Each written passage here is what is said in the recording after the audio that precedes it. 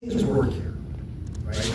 And I'm going to use the example of our legislature that when I was governor and governors before me and Governor Pillen after me, we would prepare our budgets, our budget proposals to the legislature, give it to them, they work on it, we get it passed, and we would do that all within the time frame we're supposed to.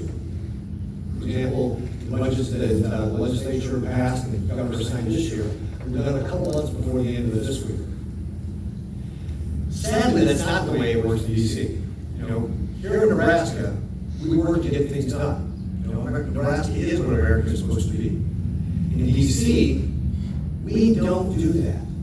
We don't have a regular process. Ooh, you know, I might have to dump the microphone here unless we can figure out how to turn that down. That's not good.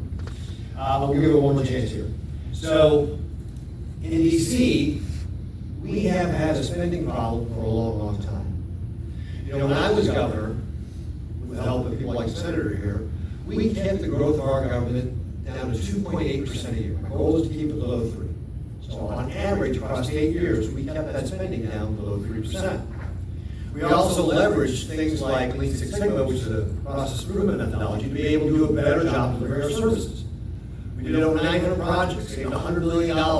We reduced things like waiting on hold, standing in line, filling out forms so that people didn't have to do that as much. We cut down getting some of our issuing some of our permits by 80%, cut down on hold times by the same amount.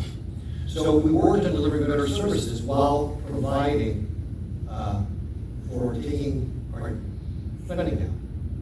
And because our revenues grew faster than our expenses, our revenues grew about 4% a year, we kept our expenses at 2.8%, we were able to deliver tax relief.